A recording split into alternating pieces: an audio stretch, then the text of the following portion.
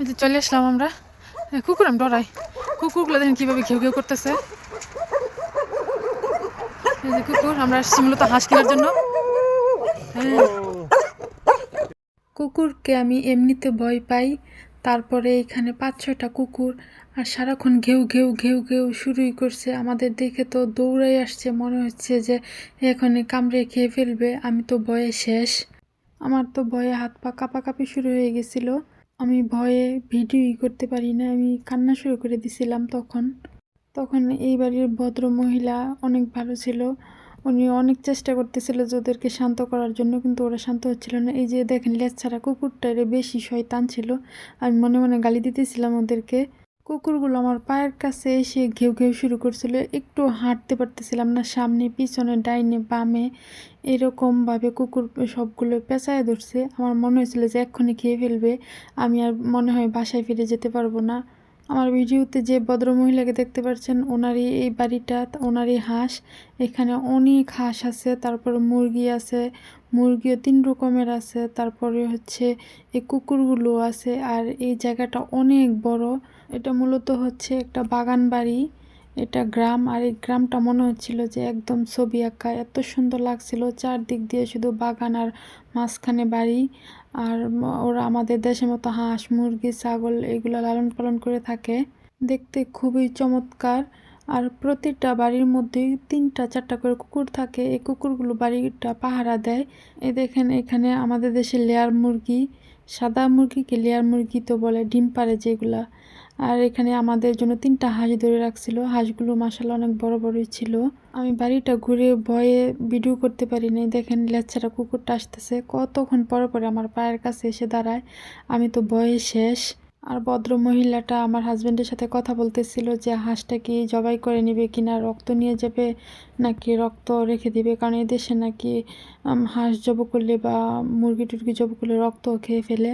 আর এই গাছটা হচ্ছে আমাদের দেশের তেজপাতার গাছের মতো, এই পাতা তেজপাতার মতো ঘ্রাণ। এই বাড়িটার বিশাল বড় এরিয়া, এইখানে প্রায় 3 বিঘার উপরে জমি আছে। আর এখানে দেখেন ডালিম গাছ, এখানে মাশাআল্লাহ বড় বড় ডালিম আছে। অনেকগুলো ডালিম ছিল, ফেটে যাচ্ছে, নষ্ট হয়ে যাচ্ছে, কিন্তু এদেশিরা তো আপনার গাছের লাগানো কিছু খায় না।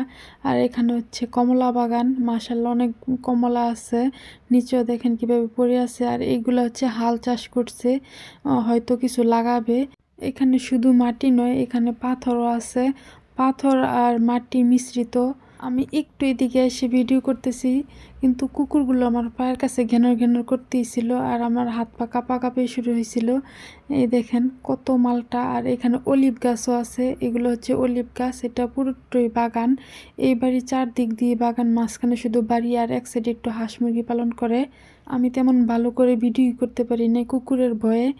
এই তো দেখেন এইখানে আবার কিছু কবুতর বা পাখি টাকিও পালে, অনেক সুন্দর, জায়গাটা চমৎকার।